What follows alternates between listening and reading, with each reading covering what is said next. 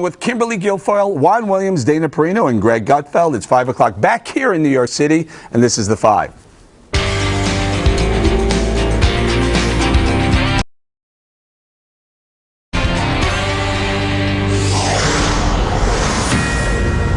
And this is a Fox News alert. New Hampshire has been decided, and he suspended his campaign. And earlier today, Carly Fiorina also dropping out of the race. This comes after Donald Trump and Bernie Sanders dealt huge blows to their opponents last night, winning their respective primaries by a landslide. Before we get to that, we want to talk about the recent dropouts. Greg, you had some thoughts on Chris Christie dropout? Yeah, he's like the guy who walks into a bar and cold cocks some dude. So that guy's out, but then he goes to jail. So it didn't really work out for him. The good news for Christie is he lost big, but he also lost being big.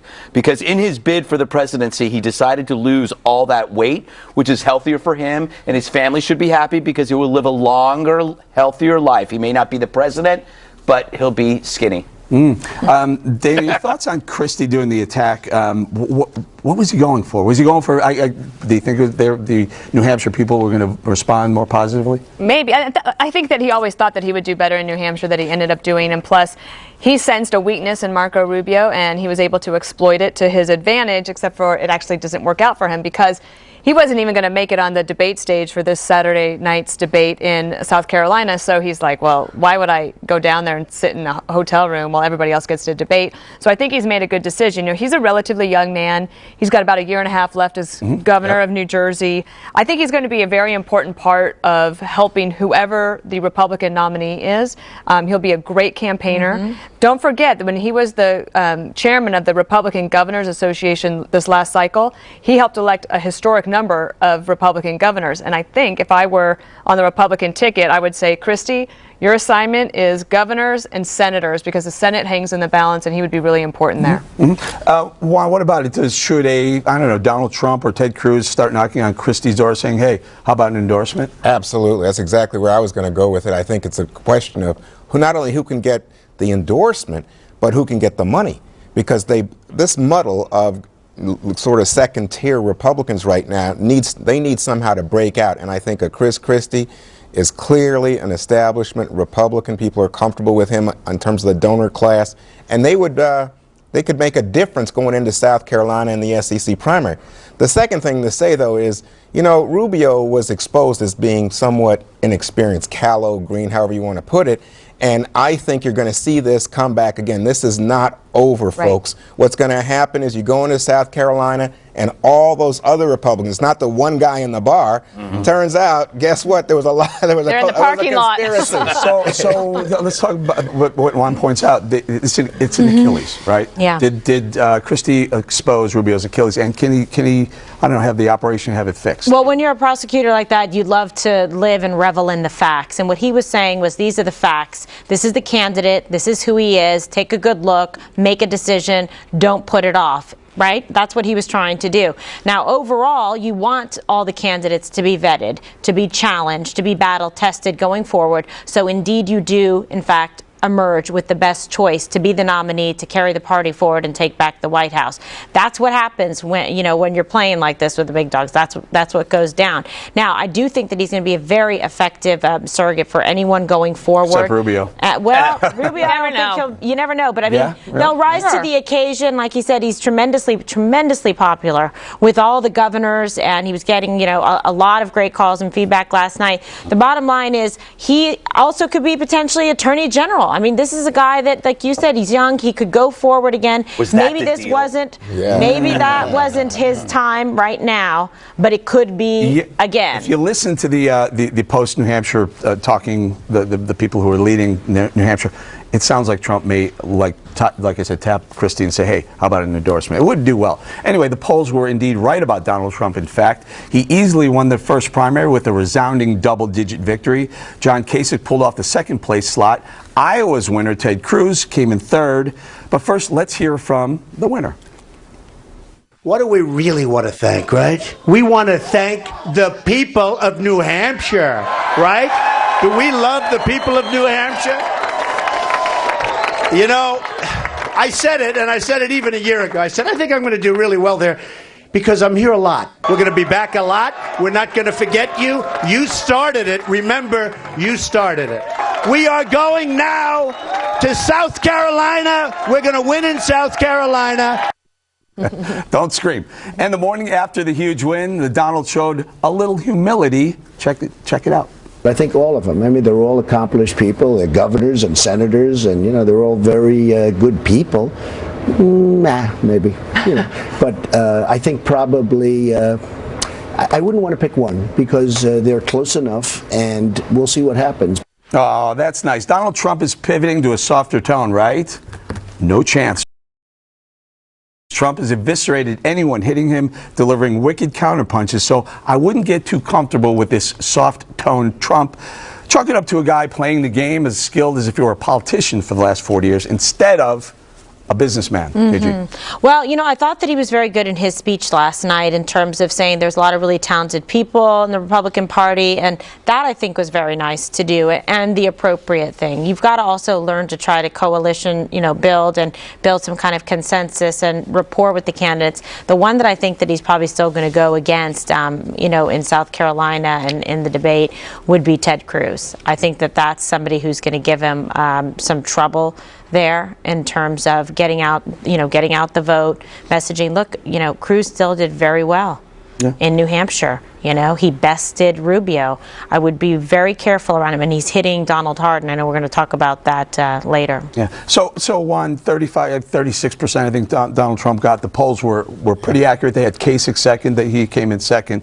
Interesting, the exit polls, 35% of independents chose Donald Trump. That's very interesting to me. You know, look, Trump did very well across the board. So it's not only the case, though, Eric, that he did well with independents, which is to me incredible. Right. He did very well with strong conservatives.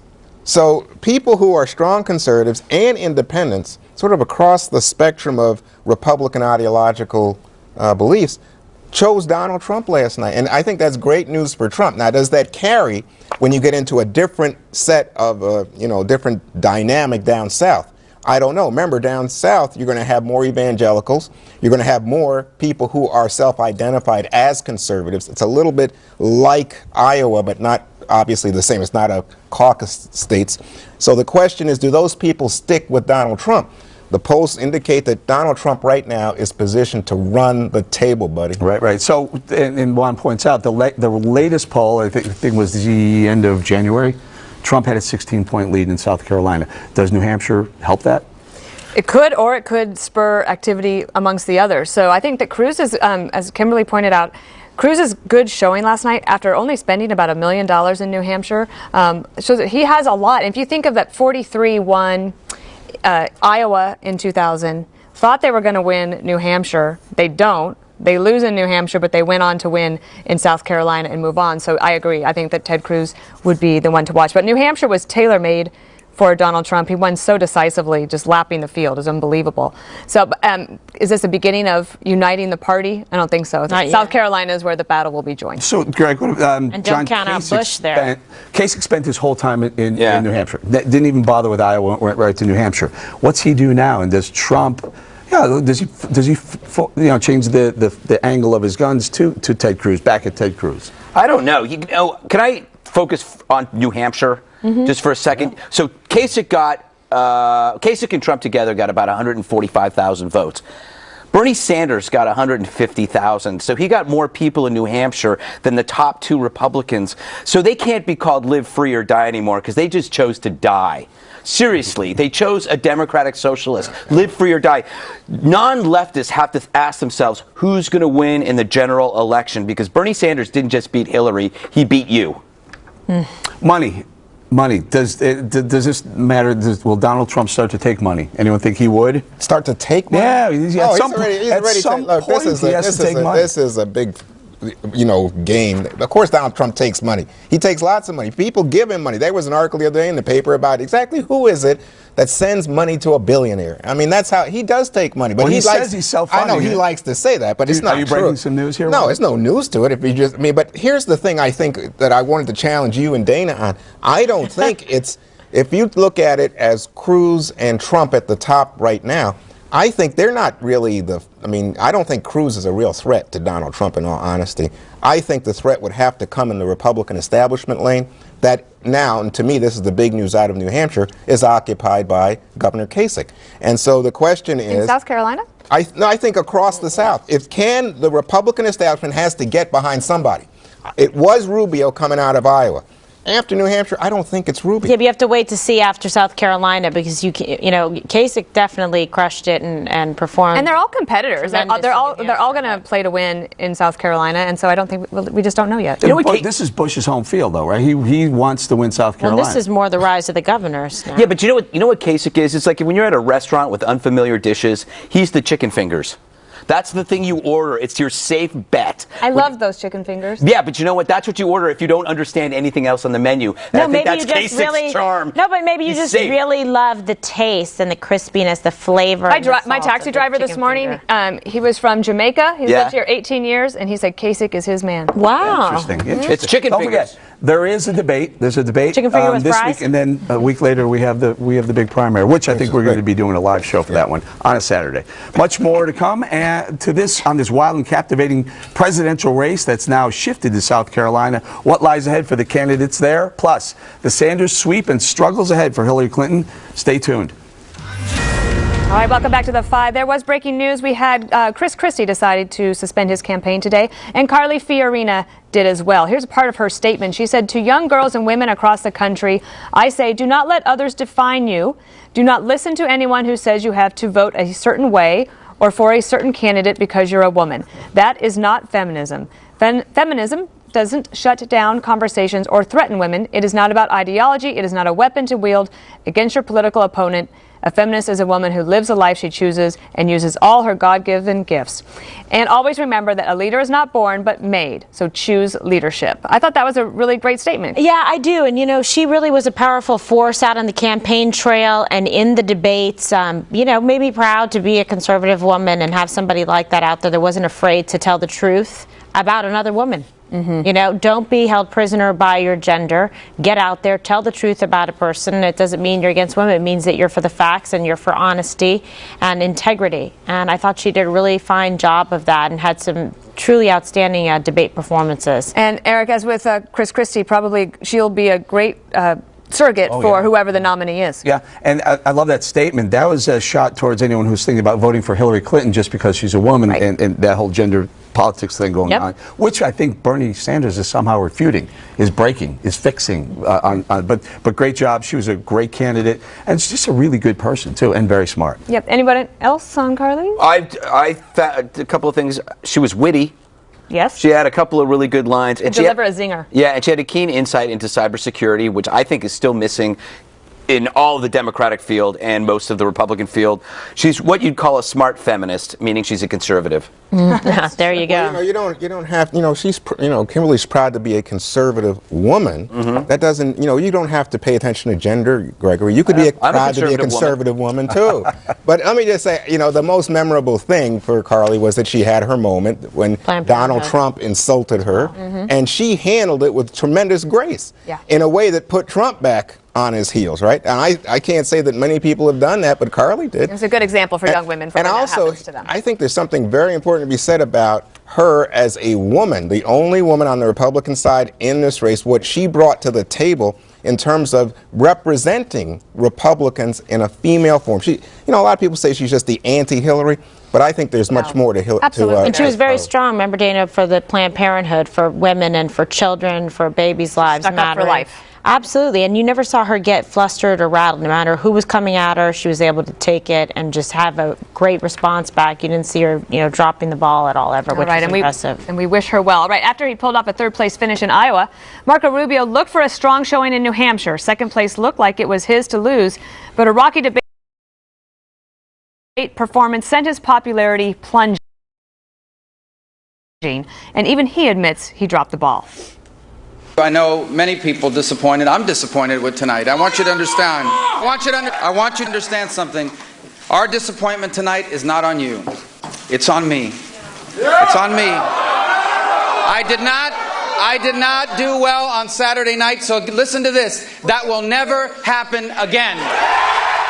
All right, so Greg, he's trying to shore up support from the supporters who felt a little deflated after last night with them coming in 5th, and they're on to South Carolina. Yeah, when it happened, I think I said something like the primary would be the X-ray and the prognosis of that injury, and it turned out that injury was a bad break, and it would take weeks to heal and a lot of physical therapy, and he might not be the same because as Juan said, it did kind of expose the fact that as eloquent, articulate, and as smart as he is, he's green. He needs to loosen up a bit. You know, the problem is, you're supposed to be on message, but you're not supposed to act like you're on message, and that only happens when you're older, when you can walk around like Bill Clinton or Donald Trump and just talk and say the same things over and over again, but it feels so or even natural. Chris Christie. Yeah, it feels so. Yeah, exactly. It feels natural because you've been there. One of the things, Kimberly, that he might have in his favor in South Carolina is he has the endorsement of 2 key people in South Carolina for him,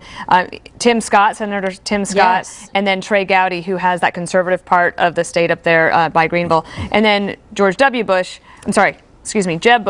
Of course, his brother is going to do a little campaign. We'll talk about it in a minute. But he has Lindsey Graham. So there's a little bit of more of a ground game utilizing senators here that we've seen than we've seen in other states. Yeah, absolutely. And they're going to have to come out and really help him because I think Marco needs to do very well in South Carolina. Well, I think expectations are low, right? So maybe you can exceed expectations if they're low? That's been my life. Remember the debate? Debate happened, and everyone said, "Oh my gosh, the Rubio," and instead of eating it then, he said, "No, I did fine. I'm very confident in my debate performance," and he did up until the votes came in New Hampshire. He needed an explanation. But then he says it's on me. And in the postmortem, it should have been on you immediately. It should have been like, listen, we're going to fix this and go forward with it. But he didn't eat it until the votes were in. And I don't know, maybe it's because he was still hoping. Well, for I think it's because that everybody had said that, and the rest of his debate performance for the rest of that hour and a half was very good, and that was what the reviews had, I think, that he saw. But then there was a report that he saw the Twitter feeds afterwards, and that's when he realized, oh my gosh, it was worse than I thought. No, but except he kept that line until he wouldn't have to. I'm not trying to advise him. I'm just trying to explain because my job here is not to advise anybody. No, I'm actually just pointing out something too, that he was on his post debate stance was I did okay until he came in 4th, and he said it wasn't okay. Well, but can I just point something out? He's going to have a tough time in South Carolina. Yeah. And then what happens in Florida when you get to Super Tuesday in Florida? This is rough for him right now. He really needs South Carolina bad. Right. So I think part of the problem is authenticity because Marco Rubio is so talented, in my opinion, as a politician. He is. He's a very attractive young man. He's got a nice story. But the thing is he saying what just needs to be said if you're in Iowa? And Gregory, you'll remember talking about Jesus, and suddenly everything's about Jesus, and he keeps repeating this. I'm sorry, Donald Trump went, wow. And now you see this in New Hampshire, where again it's repeating the same lines, and he even did it more recently. I forget exactly the context, but he repeated it again and again. The bartender story after he was, but that's again. Everybody does it. It's just that it doesn't. When you're young, it seems more robotic. Well, the thing is, you got 40% after New Hampshire. We've got 40% of Republicans, I think, Eric, I'm interested in what you say about this, who are anti-Trump. They're looking for somebody. You can't. That's the most. I keep hearing this over and over and over. It's so ridiculous. You mean because he only got? You looking for me to help you? I just want to know what you think because how is that ridiculous? That's a fact, Jack. Here's what I heard today. Donald Trump only got 36% of New Hampshire. Yeah. That means 64% didn't like Donald Trump. That's true. That's asinine. Well, okay. So in a 7-person field. What? No. It's not math. It's not math. I think it's math. I tell you what, add in 35 everyone who got 11 or 12%, what about them then? Then 88% of the people didn't want them? If I was in your shoes, here's what I would argue. I would say Trump plus Cruz is 47%? So 47%. But it's still the majority of Republicans are looking for somebody else, not one of those guys. All right, we got to go. Hillary Clinton didn't get the youth vote in New Hampshire. She didn't win the female vote either. So now it appears she's turning to the minority vote to help revive her candidacy. Will it work? That's next. If Madeleine Albright, or Mad Al, as I like to call her, is correct, then a lot of women went to hell last night. For Hillary got shellacked like a papier-mâché balloon. The only people she won were the old and rich, meaning people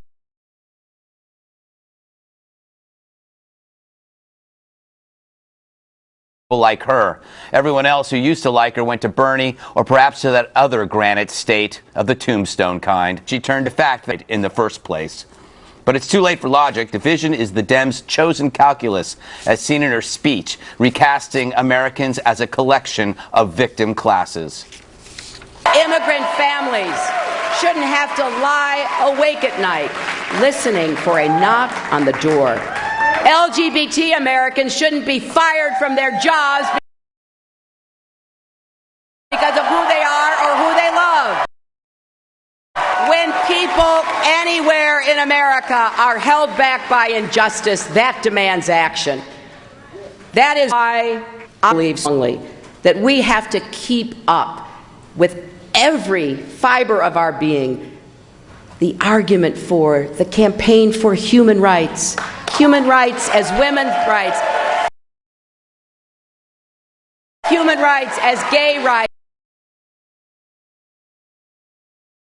human rights as worker rights, human rights as voting rights, human rights across the board, free citizens. Hill offers more division than conviction. Watch her cluelessly enlist blacks scared of being shot by evil law enforcement and then evil law enforcement themselves. African American parents shouldn't have to worry that their children will be harassed, humiliated, even shot because of the color of their skin. That's what called me to a life of service, just like millions of teachers and nurses and police officers and firefighters and members of our armed services who get up every day and do the quiet work, the heroic work for all the rest of us. So now police officers are heroes. Yeah. This is the hypocrisy of victim harvesting. Hillary collects them like action figures for her shelf while a country scratches its collective head. Perhaps that's Hillary's plan all along, to unite a country under a shared dislike for Hillary. Kimberly, is Sanders turning her into a radical leftist? Yes, and turning her into Howard Dean. She's like screaming. I like closed my eyes for a second. That's I was sexist, like, wow. AG. Why is it? Because remember, facts. if you talk about her shouting, that's sexist, apparently. Listen, man or woman, shout like that, scream at people, demonize, then you're the new Freddy Krueger. Yeah. Well, you know, Dana. She's trying to scare people into voting for her. Yeah, she's in dire straits, and I'm not talking about the band. Dana, she actually mentioned the governor of Michigan, saying like he's willfully poisoning kids to save money. I don't remember that being true. One of her the first thing she did was come out and go to Flint, Michigan. Okay, so this is where she's going to try to hang her hat. It's her new cause that she has said, and she slams the Republican governor of Michigan, forgetting that it was a failure at all levels of government, state, county, city, state, and federal at the EPA that caused this problem, and the governor's the one who's trying to fix it and has said, I take responsibility, let's get it done. So again, victim shopping, that's exactly what she was doing. Yeah. Eric, could this be a consequence of the fact that she insulted the entire female gender? I'm not sure why she did that. She lost. And Greg, we're driving back from New Hampshire, and we're listening to the speech. It was going on and on and on, and she hit every topic 3 times, not once. She went and we're on the airport 3 times. Look, she has a real problem right now. She has a Bernie Sanders who she kind of tied with in Iowa. He beat her in New Hampshire. Now she's got to turn it south and hope the black vote comes out for her.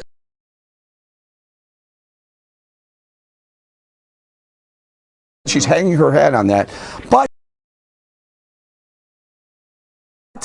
if Bernie Sanders were smart, he'd continue to push her in that direction. Don't forget, Bill Clinton, her husband, while she was the guy who brought her bad assessment of Bill Clinton's presidency, why does Hillary Clinton own the black vote? Oh, I think, you know, the joke about Clinton was the first black president. All that. But what about those initiatives? Those are really bad for the black community. Well, no, I mean, in fact, initially those were backed by the black community for reasons I think you would sympathize with, which was it was an anti-crime measure to make people feel safe in their own communities. Yeah, but who got now hurt it the has worst turned by that? around, and people are talking about it in terms of high rates of incarceration. Right. So that's the argument. It's being used against her, if that's your point. That is my point. But the grander point is, Hillary Clinton is hanging her hat on the South because of the African American. Well, I don't think there's any question. So what you are talking about in terms of that speech last night was her catering to a constituency she needs badly in order to succeed going forward. And she's hiring a firm that Barack Obama used to help, marshal the African American vote and minority vote, because she knows she's got it, because she's failing with young women. Well, young people. Well, no. You know what was striking to me about New Hampshire, Kimberly, was she also failed with older women. She lost older women. No. Last night. I think she did. No, I think she won. Older women. She won over 65 and over. She won, and over 200,000 over. She won. How ironic that her husband keeps getting younger women. But anyway, I would say this. Just a reminder, just a fair and balanced reminder from the Fox News Channel. Hillary Clinton is up big in South Carolina, right? And Hillary Clinton still leads by, I think it's plus 13 nationally, right? And she's up by, I think, 20 points in Nevada. Do you think if she wins that she has to pick Bernie as her VP? No, you know what's interesting to me is suddenly everybody is coming in touch, and I think especially at this table, in touch with the idea there's a left wing in this country. Yeah. A strong left wing. That 70%, I believe, of the Democrats in Iowa and New Hampshire describe themselves as liberals, if not socialists. Yeah, well, I know. Talk about ignorance. Which can't help her. Well, okay, but I'm saying help they in exist. The swing states. Can we just mention one other number? Sure.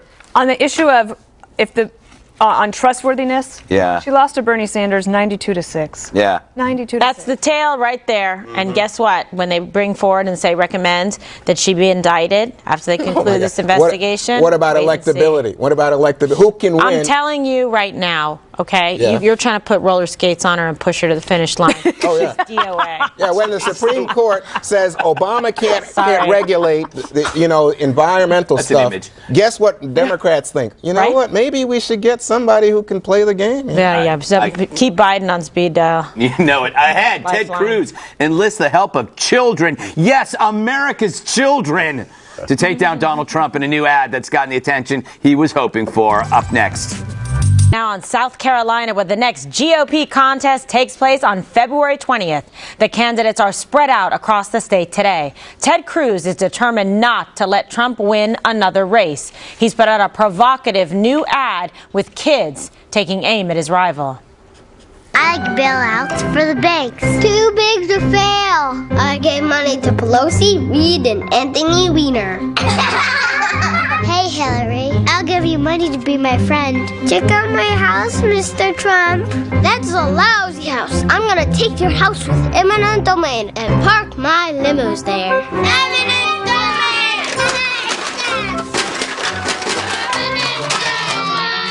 We wouldn't tolerate these values in our children. Why would we want them in a president?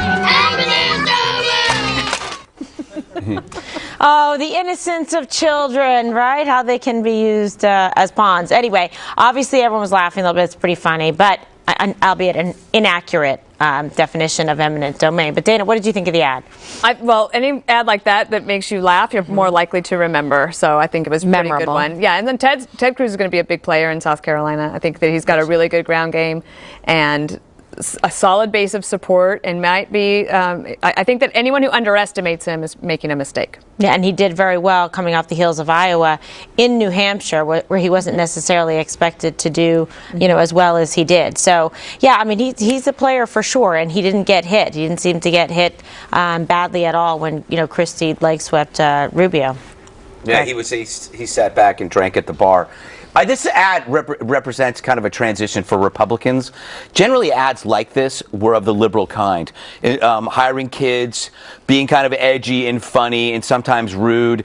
Republicans never did this because they weren't equipped to do it. So there's obviously some kind of new blood going into these companies where they're understanding how to do something that liberals have been doing for so long. However, I have to be consistent. I don't like seeing kids in political ads because I know for a fact that they do not understand what they are saying, and it's on the parents of those kids who let children be manipulated into these political ads. I think I said that when they were doing it with Obama, and I have to do it now.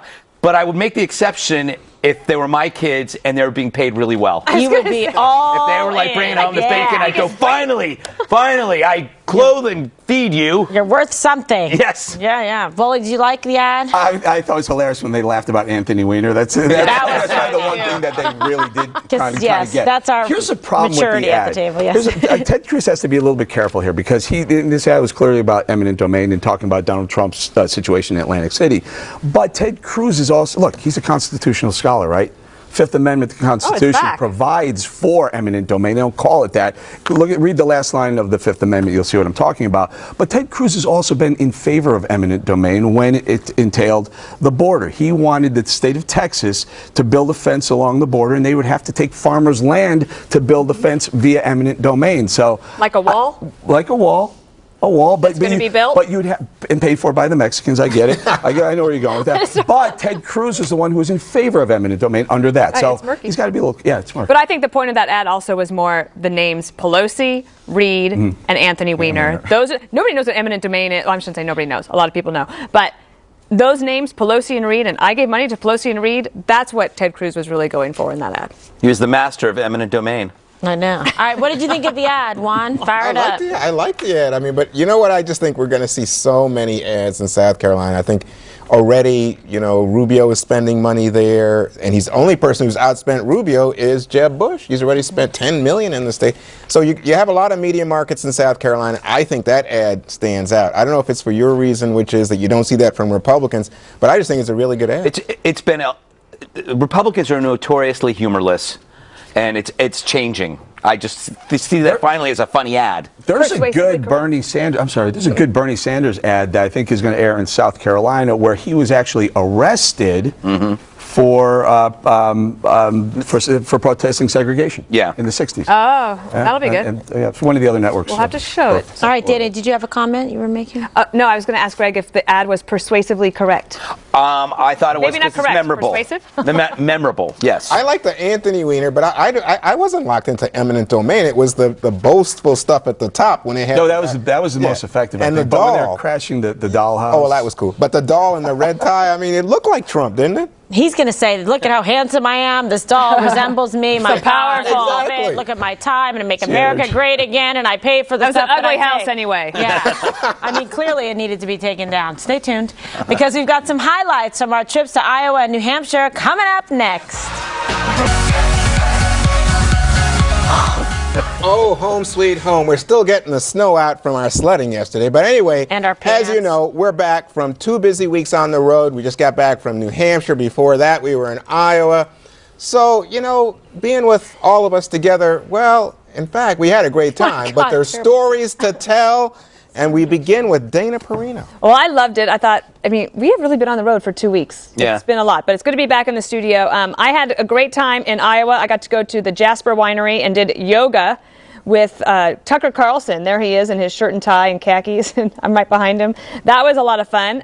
Then Greg and I took this whirlwind 28-hour trip down to Florida to the Villages for this book event, Book Off contest, and that's Flat Jasper who went with us. That was a lot of fun. Then I have to say, though, I think maybe my favorite time in all of television was when we went sledding yesterday, and I asked them to just put the video up again and to just show you in slow motion how I'm stuck. we did. I didn't even go. Dana's down the hill, and I haven't left the top. Oh, my God. I think I fall off. We kind of did need a steeper hill and a little less wet snow, but still, it was a blast, and I had a great time. You were like in professional, YouTube champion form with the legs across. She's like scissor kicking down the. terrific. I was like, what is also happening? weighs 4 pounds. It's your turn I to know. tell us about fine. your week. So, we were in Iowa, which was fantastic. And this is a great shot because we should just always do all our photo shoots in this particular van. I mean, my God. You can't even tell what we were doing the night before. We looked so good. So that was super fun on the way to Handy Radio. And then those are my 2 girls. There's DP and MK on the Delta flight. And Eric right behind And MK. Bowling is right behind, yes, with Megan. I was doing reverse shots from behind my head, and boy, did I get some pictures, but I wasn't allowed to show them. So that was that. So that was really fun. This is me. Literally, my pants were falling off. I ate snow, and I was like, "Hey, help me, Trump, help me, pull me across the finish line." That's resembling Juan pulling Hillary Clinton over the finish line. Yeah, that's what she's going to need. And then here, this is us victorious because we have survived this Breakfast of Champions style, right? And then let's see. And that's when I became completely in love with Greg's jacket. But in love with Greg's jacket, and for who wore it best, but not in love with him as a travel companion, because somehow someone sabotaged me because I knew Dana doesn't like traveling with Greg because he's a total hypochondriac and a little bit of a psychopath. And so he says to me, "See this blue pill? I'm going to take it. I'm being so considerate for you." And I'm thinking, what is this? What does he think is going to happen on this plane? But apparently it's his Xanax. He's a bad traveler. He was like anxious, wondered about turbulence, and he started doing like John Nash, Beautiful Mind, writing all these notes. It was blue? It was a blue pill. Yeah. And then I had to climb on him to get my bag. Listen, this is a family show. Yeah. Eric, tell us about your trip. We have time? Yes. All right, so the first one, I was first. Look at this set. We fell in love with this set. We had so much fun. We were staying in the hotel. Great picture of all of us right there. We had so much fun with the dogs. Next one, I spent a ton of time running in Iowa. That was basically what I did. If I wasn't running, we were kind of drinking. We were doing a lot of that as well. But I thought we would also show this one more time. Just one more time. There it is. Let's focus on the very end. Oh, there you are. Yeah. See how Dana was actually Dana's winning, ahead of but you. she went off to she veered left. And That's why Trump won. All right. So Any little bit helps. here we go. Gregory. I originally had something else, but I'm now going to change it. The most memorable part of my trip was when I was sitting in my seat and Kimberly needed to put her bags up and straddled me and put her body against my face while she put her bags up and just said, "I hope I'm not bothering you." Yeah. And I was suffocating under Kimberly. And by the way, and not complaining, and you sat there. "Oh, you sure? Did you get it up?" I had no choice. I was like I was being. I used him as a human stepladder. I literally kneeled on his thighs. I was Kimberly boarded. By the way, they don't even do that at Gitmo. By the way, I think I do have a picture. I think I do have a picture of it. Maybe there it is. That was my camera accidentally. That's my camera accidentally going off in my pocket. Ew! That's what happens. All right. So let's get back to something halfway. You know, so when I go to places, I like to look around all the tourist spots. Here I am at the Iowa State Capitol in Des Moines. But you know, in between Iowa and New Hampshire, I got back home to see the girls in the hood. But that's Tony with Pepper, and there's Wesley and Wright and Eli in the middle. But you know, the girls, they didn't even notice that Pop was gone. You know, it didn't matter. Don't be sad. And then, so I was in New Hampshire and talking to Bill O'Reilly, and look, the snow's all over me. It's just snowing on the. O'Reilly was trying to kill you. Killing Williams. All right, one more thing up next. Oh my gosh.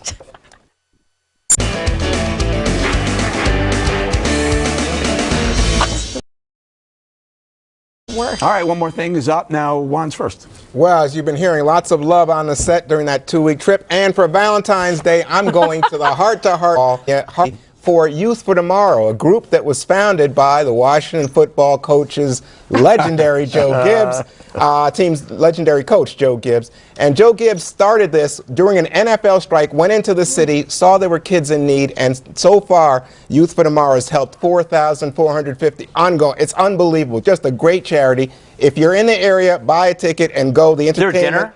Yeah, there's a dinner. Will they be serving Redskin potatoes? Oh, get out of here. And the entertainment will be Martina McBride. Country music? Hey, I'm not a fan, but what do you know? It's great. Great cause. Yeah, you liked it last night in the car. Yeah, because you were helping me. And by the way, Joe Gibbs, one of the best coaches ever. I'm sure he still calls himself the former coach of the Redskins. I bet he does. Dana's up. If it seemed like no one in Denver went to work yesterday, here's why. Because 2 days after the Broncos beat the Panthers in Super Bowl 50, 1 million fans showed up in Denver. And that was a picture that my brother-in-law took, Ben Mayshock took that picture. And that's some video. So congratulations to the Broncos, Peyton Manning, Von Miller, the rest of them. Everybody, everything was great. They had a lot in. There's bowling, a number, sunshine. Nice, very nice. All right, KG, you're up. Very nice. Yes, I have an amazing update for you. If you recall that I did one more thing for an incredible organization, Operation Deploy Your Gowns, and they had a distribution yesterday and today. And I'm so pleased to say, give a special shout out to Mari from TUI at Fort Bliss, Texas, who selected my donated dress. Cute. And she looks absolutely gorgeous in it. Way better than I looked in it. So that was very nice. So you still can make a donation. You can go to my Facebook page or the 5 Facebook page, and it's linked on there. Operation Deploy Your I'm Dress. doing that. 2,000 dresses they got to choose from. We'd love to have one from you, Dana. Okay, Perino. yeah, I'll do thanks. that. Greg, Our if you children have a allowed to dress- go. If you have a dress you'd like to get. You don't want the dress after I've worn it. After we went sledding, a lot of us went back and rested, but not Dana. She continued to sled because that's what she likes to do. There she is. She's hopping up on that thing. So, whoop, there she goes. Look at that. She's got a unique style. How cute is that? Did that cat do that over and over? We have no idea. We never talked to the cat. Right. Well, way to do your research. Hey, Dana, is Peyton Manning going to retire, you think? I think so. I think he's going to go out on the high note. Go out and style. Especially in Colorado. That's right. It never There's gets a lot of old, business does it? opportunities It never there, I gets hear. old. All right, we ran out of time. To be honest with you, I didn't have one more thing today. Anyway, set your DVR so you never miss an episode of 5. That's it for us. Special report. Brett, we did it to you again, Brett, brother. we love you. Next.